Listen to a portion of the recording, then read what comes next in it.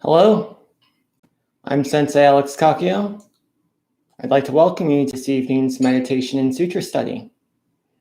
The title of today's talk is Understanding the Nature of Samsara. Before we get into that, I'd like to remind you to subscribe and hit the notification bell. That way you'll be notified when I post live streams in the future. If you'd like to do a deep dive into Buddhist training, check out my book, Perfectly Ordinary Buddhist Teachings for Everyday Life. There's a link to a sample chapter of the book in the description for this talk. And of course, these teachings are offered free of charge. But if you'd like to make a contribution to my work, information for PayPal and CashApp is also in the description for this talk. So we'll begin today with our 15-minute guided meditation. The rules are simple. You need to be comfortable, and you need to be in a position that you can hold without moving for about 15 minutes. I'll give you a moment to get into position. And if you'd like a little bit of instruction, simply place your left hand on your lap, palm up. Place your right hand on your left, also palm up. Back straight. Eyes can be closed if you like. If not, just keep them half closed and pointed downwards at a 45-degree angle to eliminate distractions.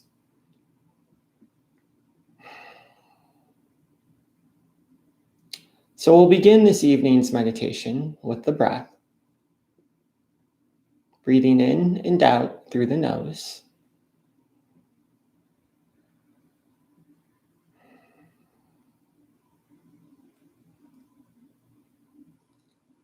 This yogic breathing, this meditative breath, is sometimes called pranayama. It's been used by meditators for thousands of years to drop into very deep states of samadhi, which is what we'll do this evening.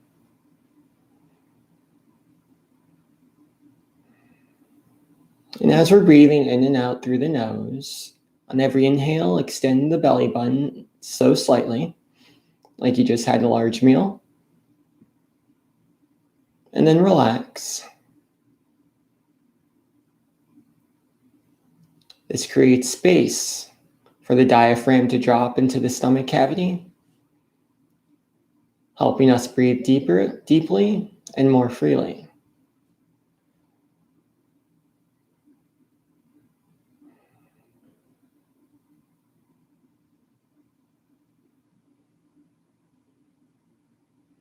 And finally,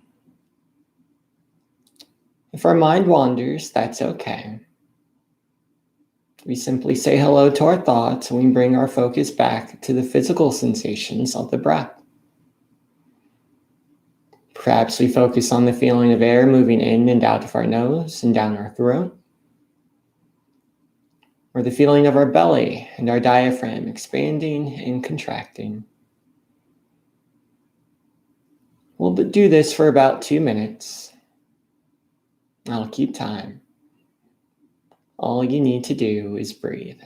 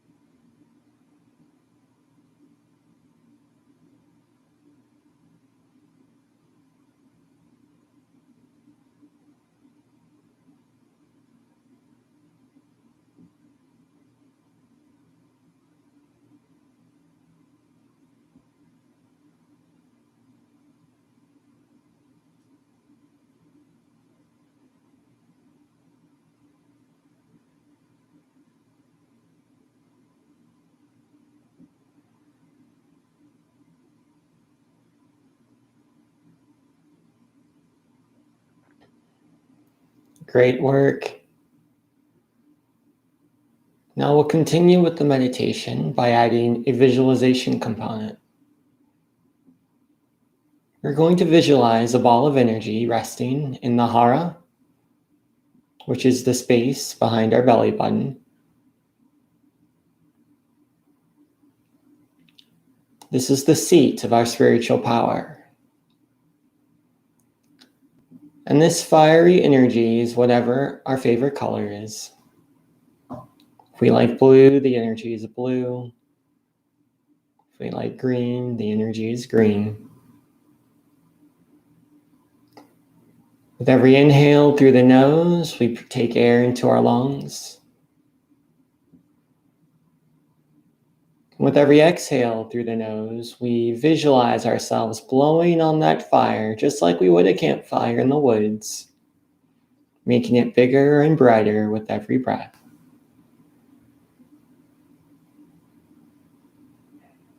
We'll do this for about a minute. I'll keep time. Just focus on building up your spiritual energy, and if your mind wanders, that's fine. Simply say hello to your thoughts and bring your focus back to the breath, into the visualization.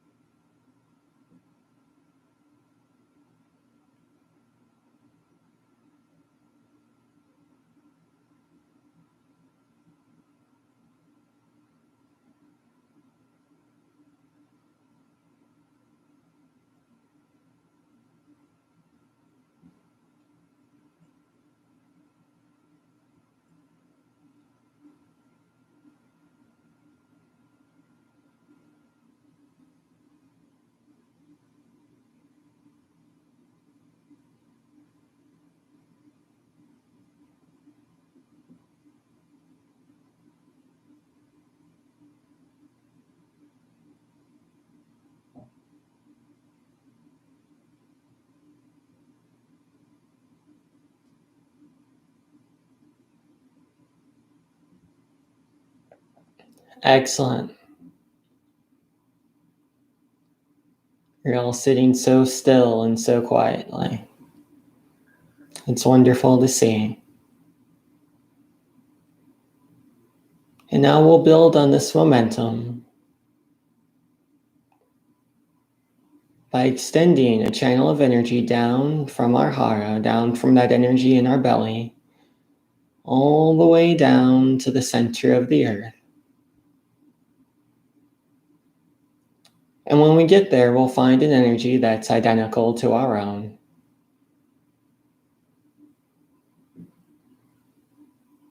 If our own energy is blue, the earth's energy is blue. If our own energy is green, the earth's energy is green. And as we continue breathing with every inhale, we'll pull energy up, up, up from the earth into our body, into our hara, the space behind our belly button. And with every exhale through the nose, we'll blow on that spiritual energy, building it up and making it even bigger and even brighter.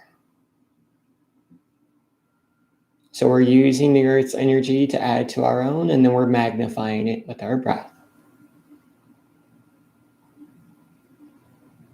And we'll just sit here, we'll just breathe for about a minute. I'll keep time. If your thoughts wander, that's okay. Just say hello and bring our focus back to the breath and the visualization.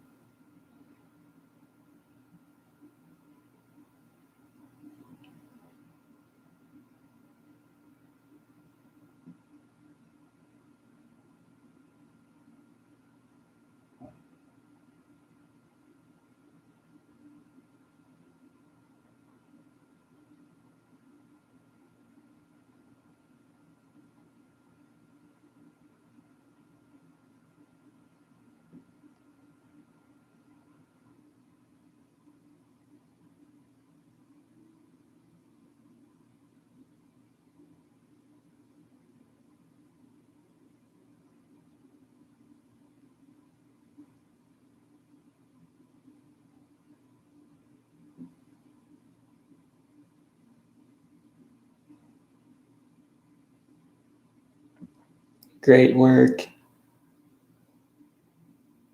Now we'll continue with the visualization by sending a channel of energy up from our belly, past our solar plexus, past our throat, all the way up to the top of our head.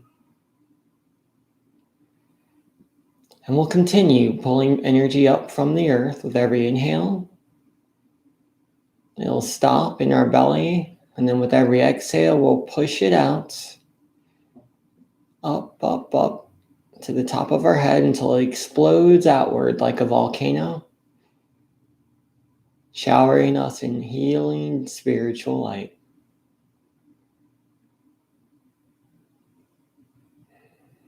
With every inhale, energy comes up from the earth. And with every exhale, it goes up the top of our heads, showering us in the power of the earth and ourselves, healing ourselves and our bodies through spiritual practice. We'll do this for about a minute. I'll keep time. And if our minds wander, that's okay. We simply say hello to our thoughts and bring our focus back to our breathing and the visualization.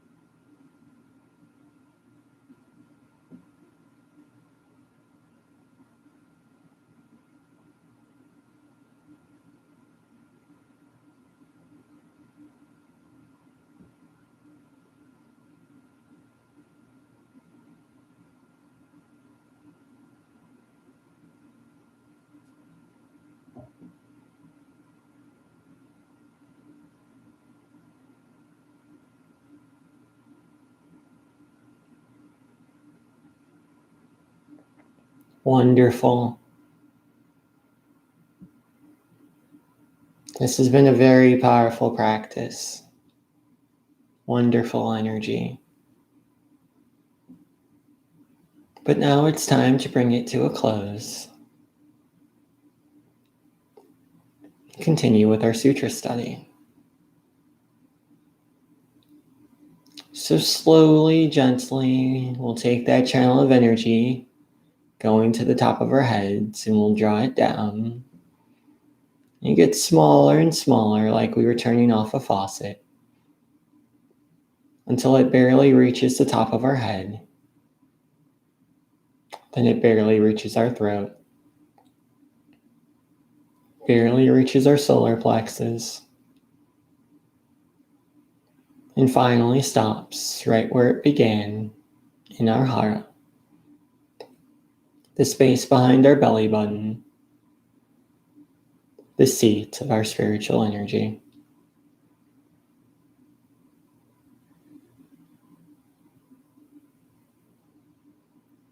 And in the same way, slowly, gently, we pull that energy channel up from the center of the earth. Noticing that even though the earth has given us so much today, it is not depleted. Perhaps we give a silent bow as thank you for its help on our spiritual journey.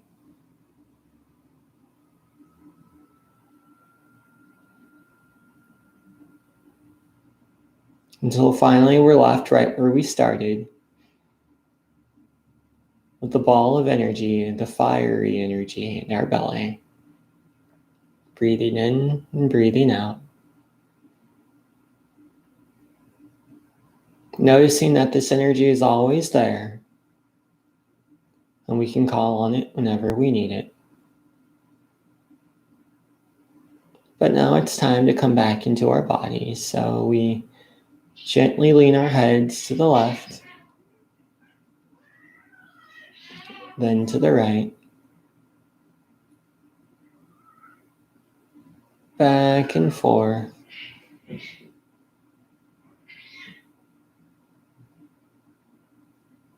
until finally we arrive at center. And if our eyes are closed when we're ready, and only when we're ready, we open them.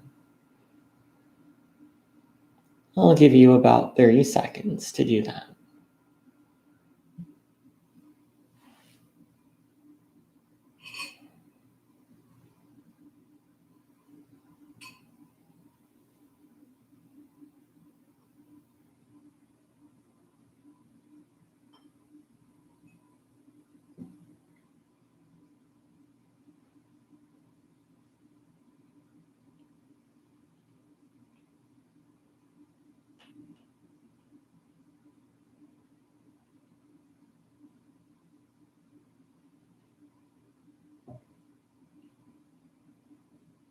Wonderful.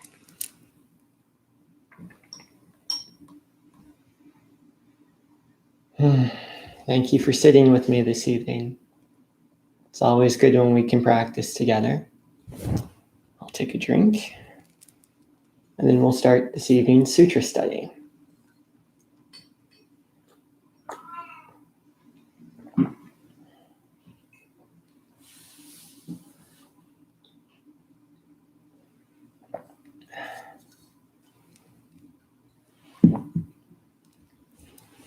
So we're continuing our reading from the Awakening of Faith Sutra, the BDK English Tripitaka translation. For those of you who are new to the channel, this text was written by Avalokita, an Indian Buddhist philosopher, and the translation was done by an individual named Yoshito S. Hakeda. I'm not affiliated with BDK in any way, but I am a fan of their translations. And it's not necessary to have a copy of the text, but it can be helpful if you'd like to follow along. Today, we'll be reading from a chapter called The Cause and Condition of Humankind's Being in Samsara. But we'll actually start a little bit before that. On page 25, a subsection called Identity. Actually, a subsection called The Relationships Between Enlightenment and Non-Enlightenment.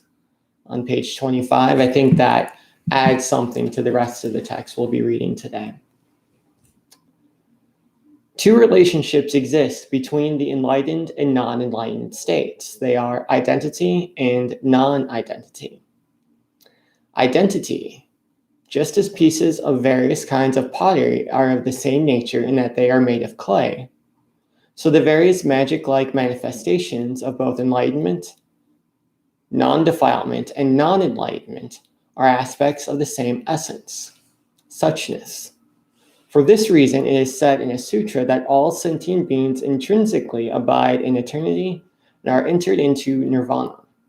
The state of enlightenment is not something that is to be acquired by practice or to be created.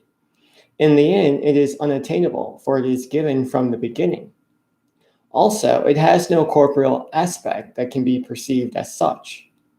Any corporeal aspects, such as the marks of the Buddha that are visible, are magic-like products of suchness manifested. In accordance with the mentality of human beings in defilement, it is not, however, that these corporeal aspects, which result from the super-rational functions of wisdom, are of the nature of non-emptiness, i.e. substantial, for wisdom has no aspects that can be perceived. Non-identity. Just as various pieces of pottery differ from each other, so differences exist between the state of enlightenment and that of non-enlightenment, and between the magic-like manifestations of suchness manifested in accordance with the mentality of human beings in defilement, and those of people of ignorance who are defiled, i.e. blinded, as to the essential nature of suchness. The cause and conditions of humankind's being in samsara. Translator's note. A literal translation of this title is The Cause and Conditions of Birth and Death. The cause stands for the aspect of non-enlightenment in the storehouse consciousness, i.e. ignorance. The conditions stand for mind and consciousness in the state of non-enlightenment. In short, this section undertakes to deal with the mentality of a person who is unaware of the absolute order despite the fact that he is intrinsically in it. In the following argument, some similarity can be found between the author's thought and the doctrines of the Yogacara school of Mahayana Buddhism. The Yogacara school advocates the concept of mind only, and its doctrine is known as subjective idealism. The author presents the subject in his own way, developing the concept of Tathagata Garbha, but some basic ideas and terms must have been taken to his system from Yogacara sources. That a person is in samsara back to the text. That a person is in samsara results from the fact that his mind and consciousness develop on the ground of the storehouse consciousness. This means that because of the aspect of non-enlightenment of the storehouse consciousness, he is said to be in possession of ignorance and thus is bound to remain in samsara. Translator's note. Sita, manas, and vijnana are synonymous in the earliest phase of Buddhism, indicating mind in the ordinary sense of the word, along with the systemization of mind speculation on the Buddhist doctrines. Buddhist thinkers, Abhidharma philosophers, differentiated among them, ascribing unique psycho-metaphysical meanings to each. The Yogacara school of Buddhism, in an attempt to analyze the levels of mind of the non-enlightened person, established a distinct use of terms. According to this school, Sita corresponds to the alaya vijnana, storehouse consciousness, manas to the mano-vijnana, ego consciousness, mind, and vijnana remains as it was, denoting the ordinary mind and sometimes the five sense perceptions. Though the author or translator uses these same terms, their content is often quite different from that found in Yogacara philosophy. This section, therefore, should be interpreted in the light of the overall thought of the text without reference to the Yogacara interpretation of these technical terms. Attempts to equate or harmonize it with Yogacara thought will invite unnecessary confusion and misunderstanding. Back to the text. Mind. The mentality that emerges in the state of non-enlightenment, which incorrectly perceives and reproduces the world of objects, and conceiving that the reproduced world of objects is real, continues to develop deluded thoughts, is what we defined as mind. This mind has 5 different names. The first is called the activating mind, for without being aware of it, breaks the equilibrium of mind by the force of ignorance. The second is called the evolving mind, for it emerges contingent upon the agitated mind as the subject that perceives incorrectly. The third is called the reproducing mind, for it reproduces the entire world of objects as a bright mirror, reproduces all material images. When confronted with the objects of the 5 senses, it reproduces them at once. It arises spontaneously at all times and exists forever, reproducing the world of objects in front of the subject. The fourth is called the analytical mind, for it differentiates what is defiled and what is undefiled. The fifth is called the continuing mind, for it is united with deluded thoughts and continues uninterrupted. It retains the entire karma, good and bad, accumulated in the immeasurable lives of the past and does not permit any loss. It is also capable of bringing the results of the pain, pleasure, etc. of the present and the future to maturity. In doing so, it makes no mistakes. It can cause one to recollect suddenly the things of the present and the past, and to have sudden and unexpected fantasies of the things to come. The triple world, therefore, is unreal and is of mind only. Apart from it, there are no objects of the five senses and of the mind. What does this mean? Since all things are, without exception, developed from the mind and produced under the condition of deluded thoughts, all differentiations are no other than the differentiations of one's mind itself. Yet, the mind cannot perceive the mind itself. The mind has no marks of its own that can be ascertained as a substantial entity as such. It should be understood that the conception of the entire world of objects can be held only on the basis of a person's deluded mind of ignorance. All things, therefore, are just like the images in a mirror that are devoid of any objectivity that one can get hold of. They are of the mind only and are unreal. When the deluded mind comes into being, then various conceptions, dharmas, come to be. And when the deluded mind ceases to be, then these various conceptions cease to be. Translator's note: the triple world, therefore, is unreal and is of mind only. The oldest recorded expression of this statement, encountered in many scriptures of later origin, is found in one of the earliest Mahayana sutras of the 1st or 2nd century CE, called the 10 Stages Sutra, which was later incorporated, most likely, in Central Asia or China into the Avatamsaka Sutra. This statement was not only taken up by the Huayan school, but was also utilized as one of the authentic proofs to provide a foundation to the Yogacara system. In fact, the virtual founder of the Yogacara school, Vasubandhu, composed a commentary on the Dasabhumika Sutra as it appears in the sutra. The original sentence may be translated: what belongs to this triple world is mind only. The triple world is the world of desire, the world of form or materiality, and the world of formlessness. Consciousness. Back to the text. What is called consciousness is the continued mind. Because of their deep-rooted attachment, ordinary people imagine that I and mine are real and cling to them in their illusions. As soon as objects are presented, this consciousness rests on them and discriminates the objects of the five senses and of the mind.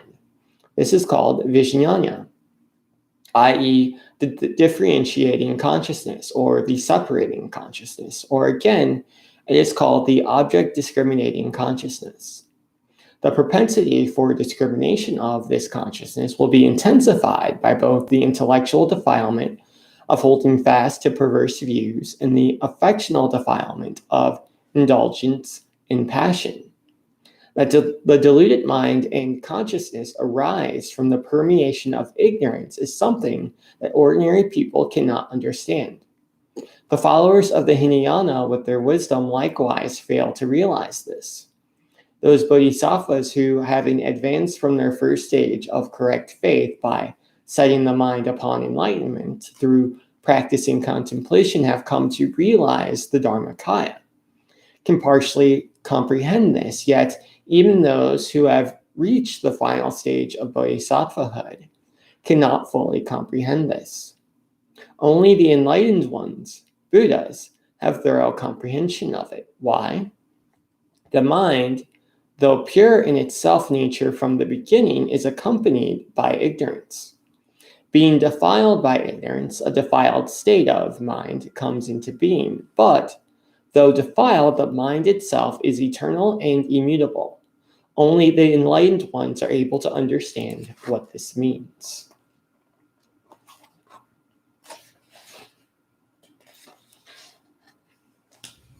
What is called the essential nature of mind is always beyond thoughts. It is therefore defined as immutable. When the one world of reality is yet to be realized, the mind is mutable and is not in perfect unity with suchness. Suddenly, a deluded thought arises. This state is called ignorance. Translator's note. Suddenly is a literal translation of the Chinese adverbial compound huran. Here, casually and in a sentence of a few words, the origin of ignorance, avidya, is explained.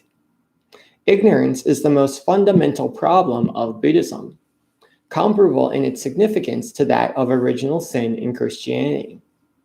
The author's avowed determination to make his discourse as brief as possible should be appreciated, but often he has achieved his aim at the risk of being understood incorrectly, or of not being understood at all.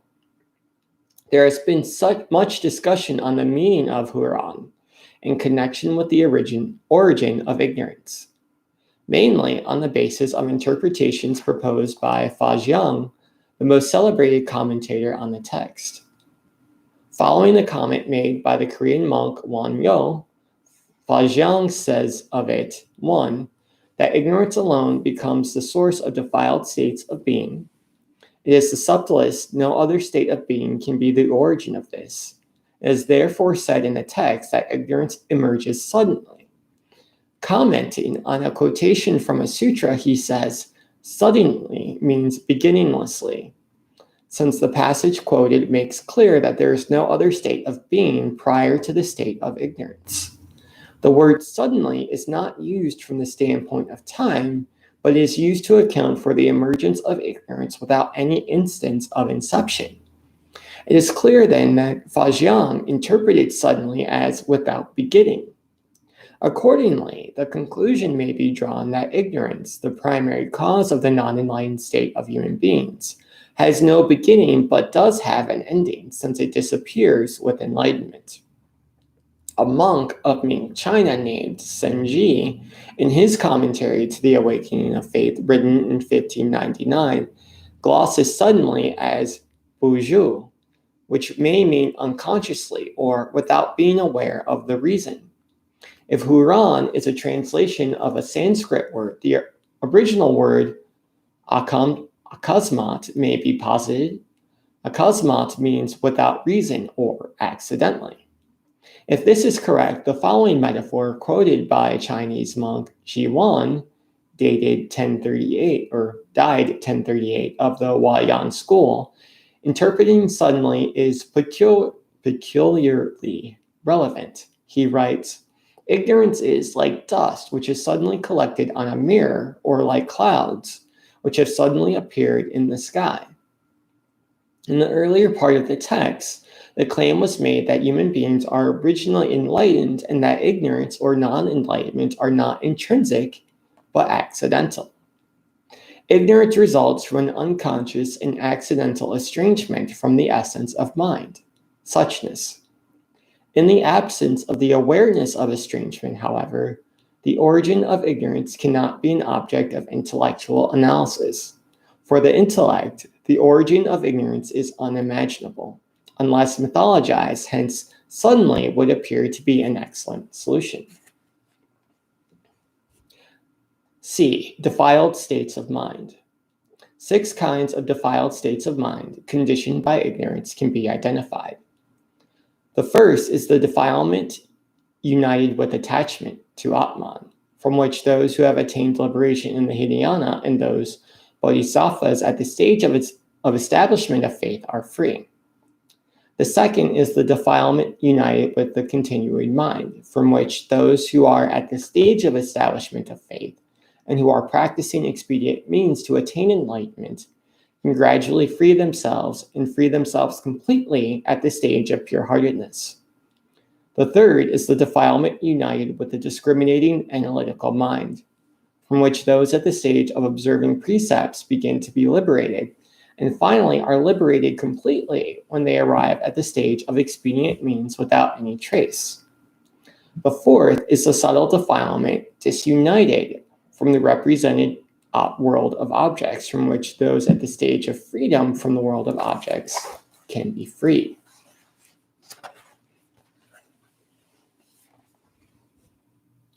The fifth is the subtler defilement, disuniting from the evolving mind that perceives, i.e., the defilement existing prior to the act of perceiving, from which those at the stage of freedom from the evolving mind are free.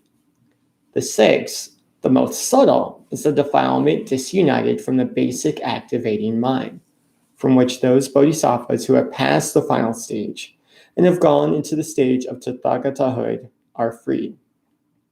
Translator's note. Basic activating mind means human beings, propensity to prefer to remain in the state of ignorance. It exists prior to the separation of the subject and object relationship in the context of non-enlightenment. It may be regarded as analogous to the tendency towards evil that exists prior to the motivation and commitment of evil acts that cause evil karma. It is the basic blindness of vidya lurking in the deepest level of the subconscious mind.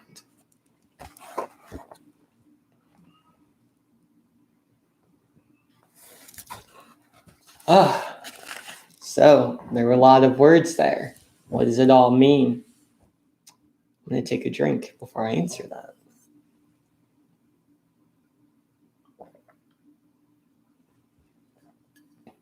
My girlfriend was kind and she brought me some jasmine tea before the talk this evening.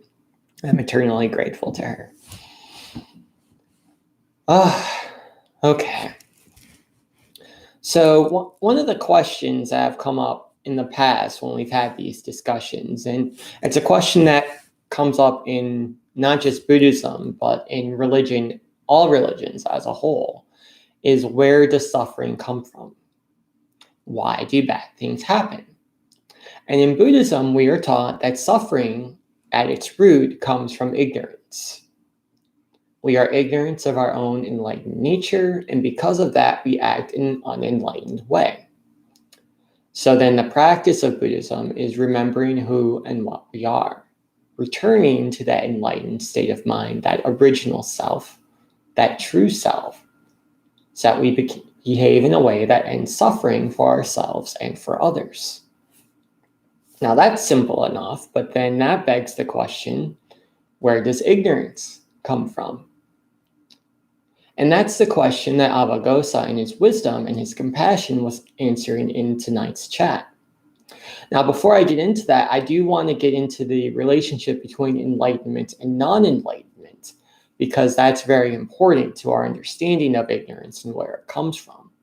Now, Awakening tells us that all things are enlightened. All things are part of the Dharmakaya in the same way that all clay utensils are made of clay.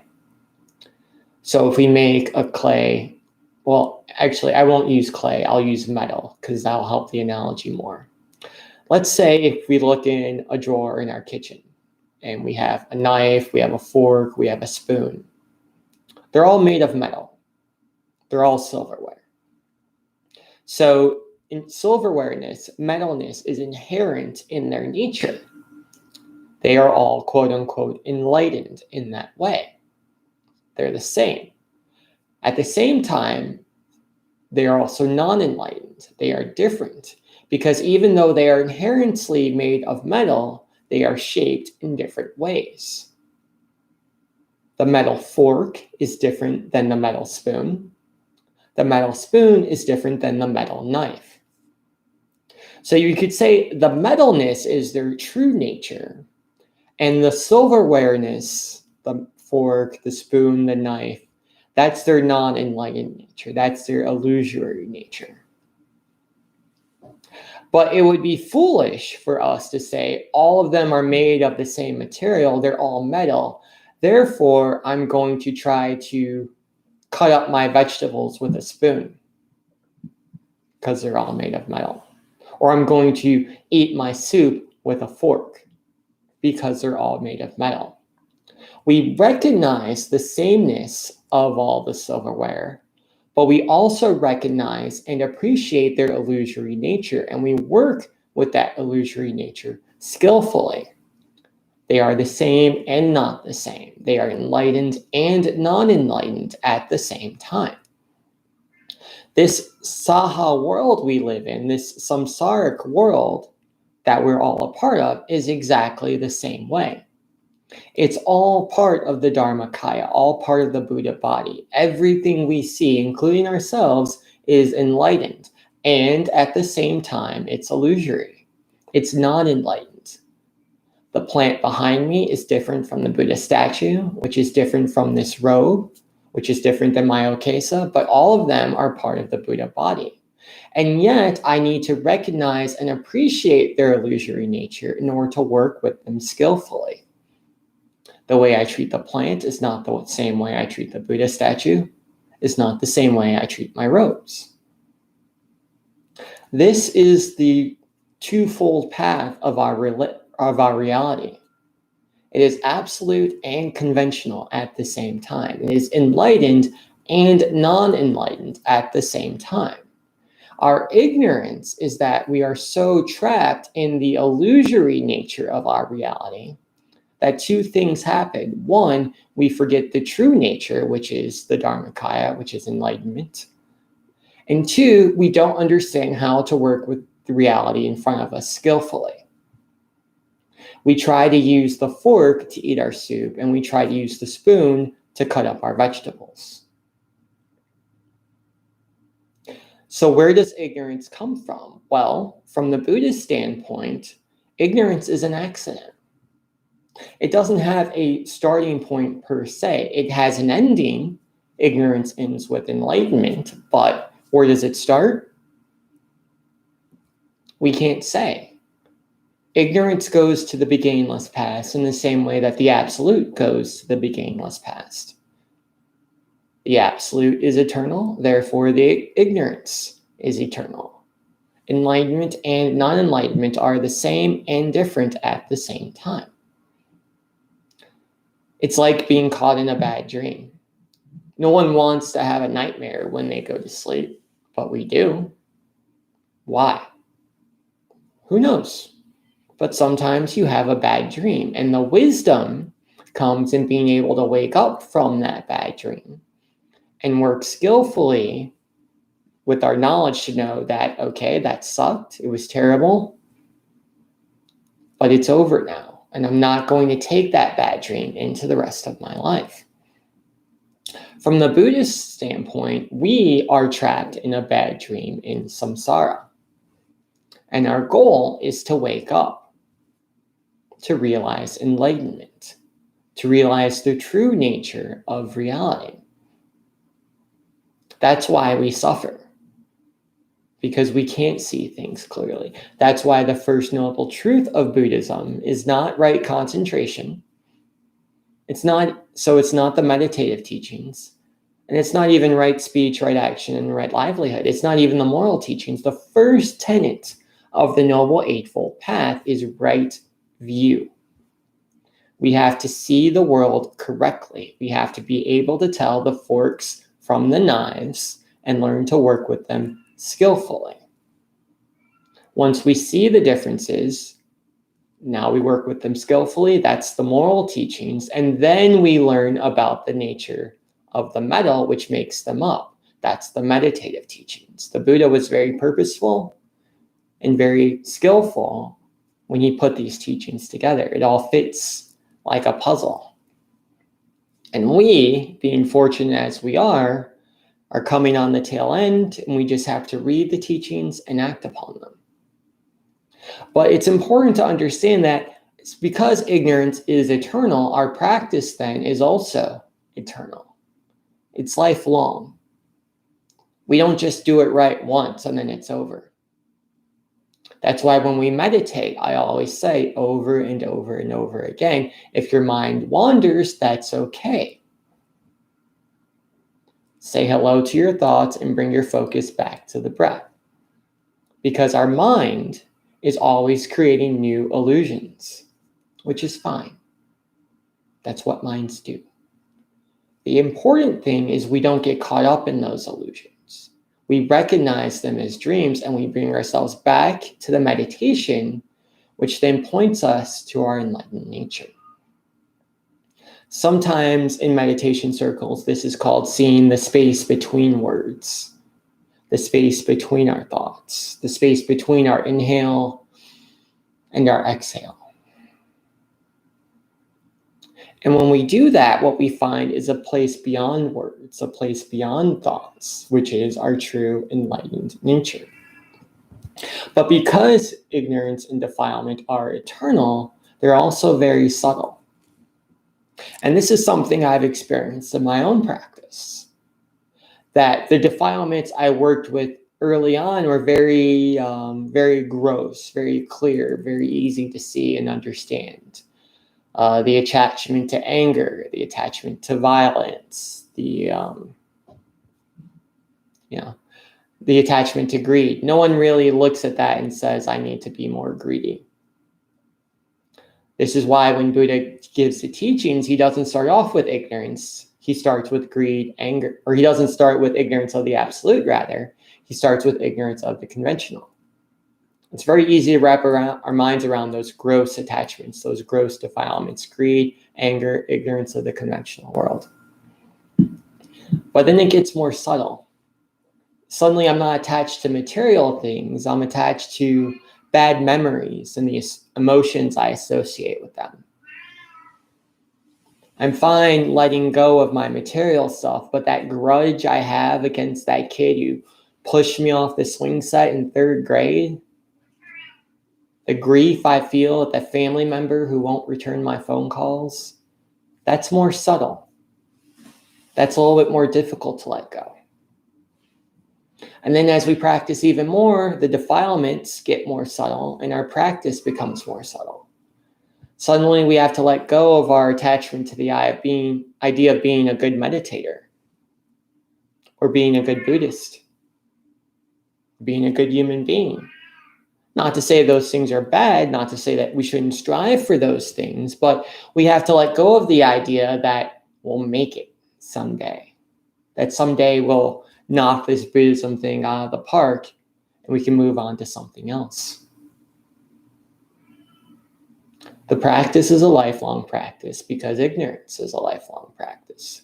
And it's good that ignorance is lifelong because that means enlightenment is also lifelong. Again, they are the same and different all at once. This is why the Indian Buddhist philosopher Nagarjuna famously said, Samsara is nirvana. No difference between the two. Because it's our interactions with this conventional world, it's our interactions with our defilements, troublesome as they are, that help us realize nirvana, that help us understand and appreciate the absolute. This is why in Buddhism, as opposed to other religions, we have such a strong emphasis on the teaching of grace. You are a Buddha. I don't care what you've done, what you think you will do. You are an enlightened being. You have value. You deserve to be here. We say this for 2 reasons. One, we recognize the metalness inherent in you, going back to the souvenir analogy. We recognize your inherent enlightened nature. And we recognize that ignorance, that suffering, is not necessarily anyone's fault at the beginning. That it's accidental. That it simply comes into our minds and we act on it not because we're inherently bad, but because we're somewhat foolish. Because we make mistakes. In the same way that a child is scared and terrified of a nightmare, not because they're bad, but simply because they don't know any better. So the goal of Buddhism then is not to punish people for their misdeeds, but to educate them. To teach the Dharma, which is good in the beginning, good in the middle, and good in the end. Not because you're a bad person without it, but because you'll learn who you really are with it. And it's our misunderstanding of who we really are that is the source of all of our suffering. It's the source of our ignorance. That's why we suffer here in samsara. That's why bad things happen. But through the power of our practice, through the example of bodhisattvas like Jizo and Kannon and Monju, through the example of Buddha Shakyamuni, who started this whole thing 2,600 years ago, as we continue to walk in their footsteps and continue on this path, we can better able ensure that good things happen. We can plant the roots of good merit, the roots of virtue that are mentioned in the Nirvana Sutra and the Lotus Sutra. And in the same way that planting carrots in the garden makes carrots grow, planting virtue in the garden of our mind makes virtue grow. And as it grows in our mind, it affects our actions. And as we move through the world in a virtuous way, we plant other seeds in the minds of others. We infect people with their own enlightened nature. And so enlightenment eventually will become the norm and not something that's special. It's just who we are and what we do and what we expect, even as we live in samsara. Amitabha.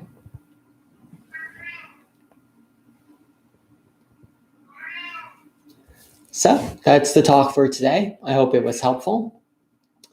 If you have comments or questions, now's the time as we move into the Q&A portion of tonight's chat.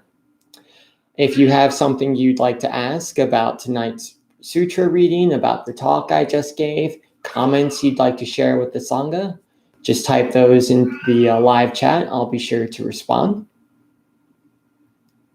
And while we're waiting for those to come in, I'll make a few announcements. This is Meditation and Sutra Study. We do this every Wednesday at 6:30 p.m. Eastern Standard Time. We do a reading from a sutra. Right now, we're reading from the Awakening of Faith Sutra. I think we have 1 or 2 more weeks of that. And then we'll move on to something else. And then, as you saw, it includes a 15-minute guided meditation, a reading from a sutra, a Dharma talk followed by a Q&A. On Sundays, we do Dharma Sunday, which is a little less involved. That's a Dharma talk that has to do with current events. And then that is followed by a Q&A. These teachings are offered free of charge, but if you'd like to make a contribution, information for PayPal and CashApp are in the description for this talk. So it looks like our first comment comes from Admarin. They said, hello. Hello, Admarin. Good to see you. Glad to have you back. Allison Gerfin did the hand clap, the blue heart, followed by a bow emoji. Wonderful, Allison. Good to see you. Thanks so much. John Doe did the corn emoji. I'm not sure exactly what that means, but thank you. I'm a big fan of corn. Alison Gerfin said, knowing about the different minds is very interesting. How do you suggest working with that knowledge so it is practical and not just an intellectual exercise? That's a good question. And what I've found to be helpful is to focus less on trying to memorize the different names of the minds. That I haven't even done that. And instead, just recognizing what you call your different states of mind. So maybe you wake up in the morning and you have a grumpy mind. Or you look at social media and you have an angry mind.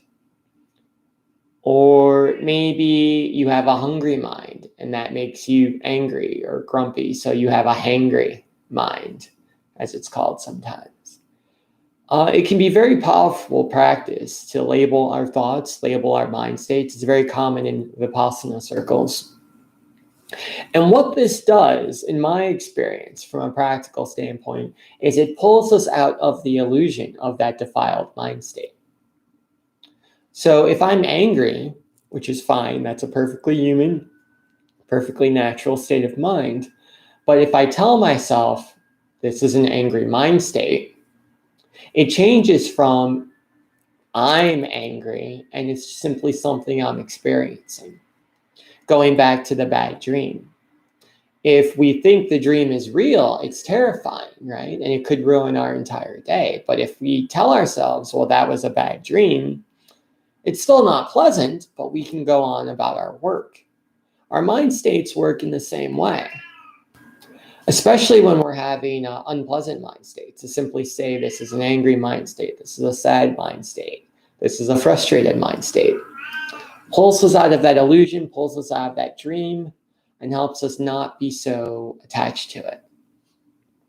Good question. Ad Marin says, does Kitty have a name?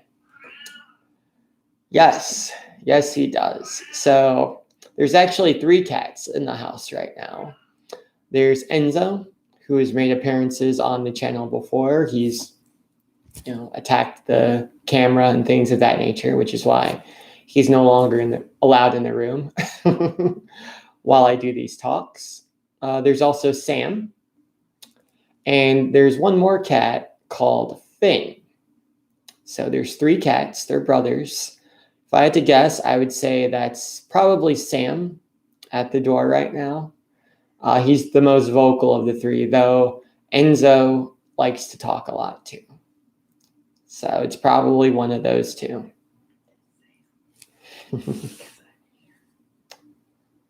Let's say Enzo is chanting to the talk. Yes, he is. It's so interesting. Actually, that's a perfect example, Allison, of what I was just talking about. I like the cat emoji, by the way, of labeling mind states. We can also label experiences, right? So the cat's at the door, they're making noise.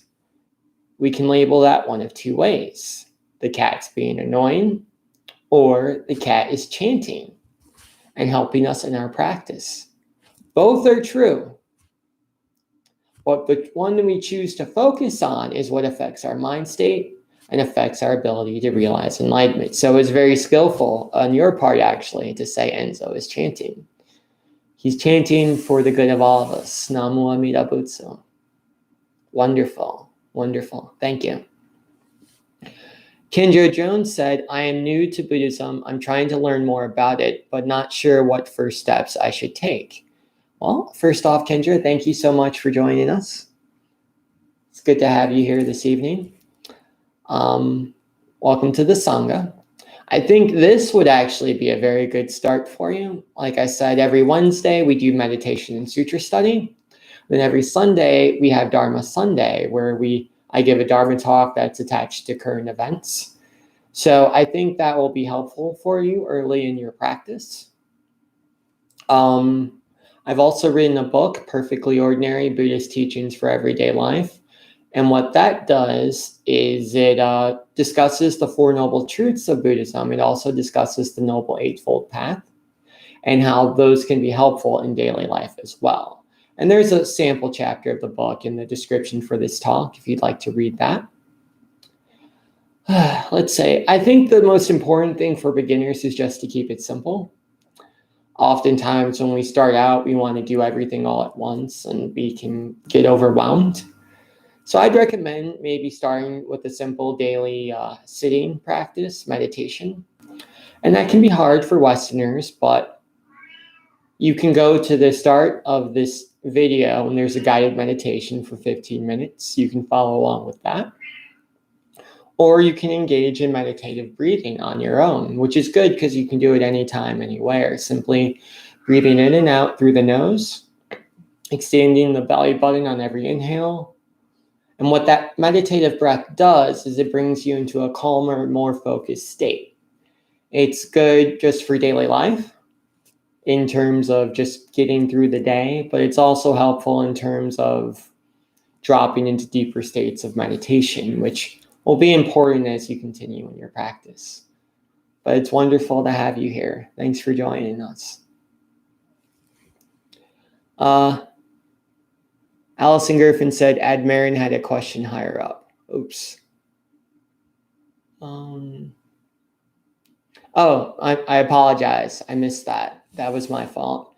Ignorance being similar to original sin is an interesting idea. Can you speak more to that concept?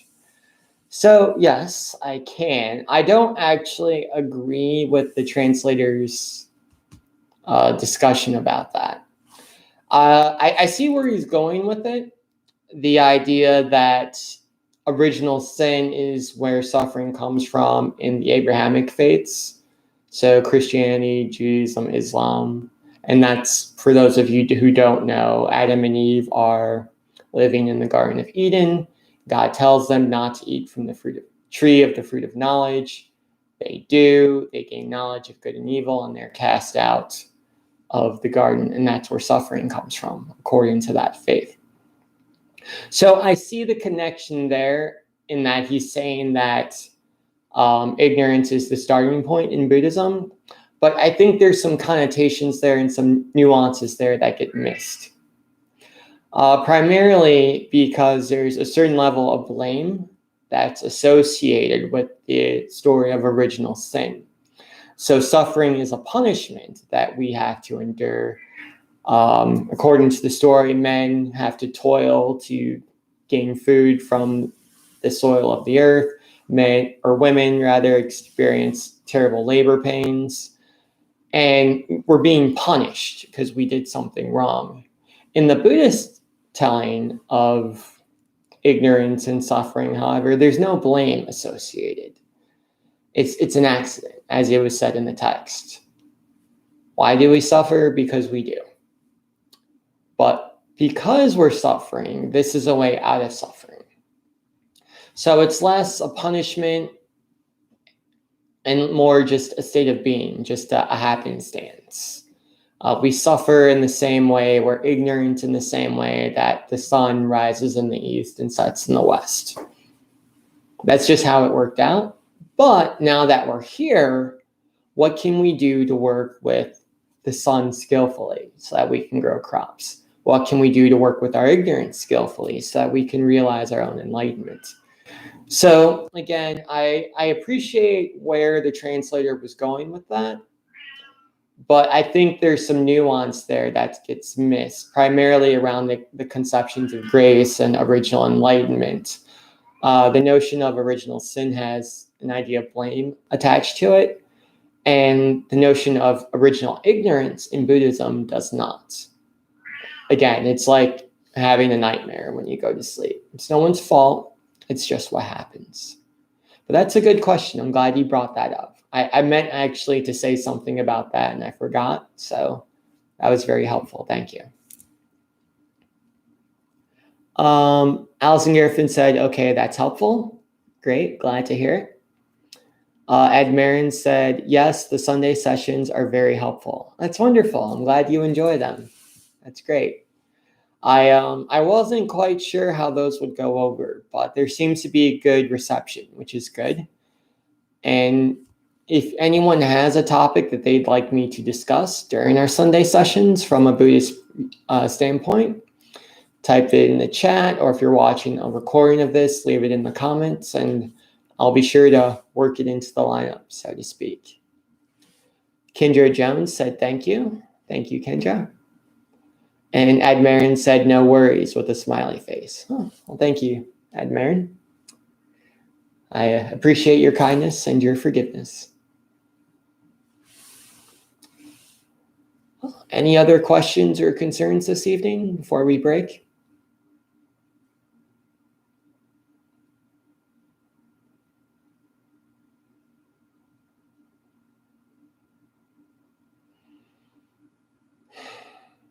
Okay, well, it looks like that's it for this evening. So glad to spend time with you guys and just continue on this path together. Hope to see you again either on Sunday or this coming Wednesday for meditation and sutra study. Amitabha.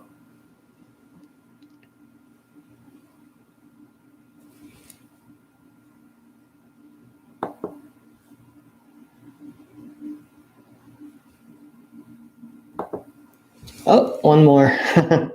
Alison Griffin said, I realize how beneficial it is to hear the sutras being spoken instead of just reading them. Thank you. Wonderful. Yes, it is very helpful. So it's interesting. Well, first off, I'm just glad you think it's helpful, that it's working. But it's interesting. So chanting, if we look at the sutras, people are always asking, why do we chant in Buddhism? And I believe because it is helpful to hear the sutras verbally, to say them, to recite them. Also to hear someone else say them and recite them. Generally, if you go to a temple, they're recited in a different language, either Chinese or Japanese. But I'm glad that hearing the sutras is good for you. I'm glad that that's helpful. I think there's a certain energy from the text that gets translated from the beginningless past. It's almost like the patriarchs and matriarchs of old are speaking to us through the text. So, yeah, wonderful. Ad Marin said, oops, must be a lag. There must be, which is interesting. I have the feed set on the lowest latency setting, but technology, it solves problems and it helps problems all at the same time. Or it solves problems and it causes problems all at the same time. But we will work it out. Anything else?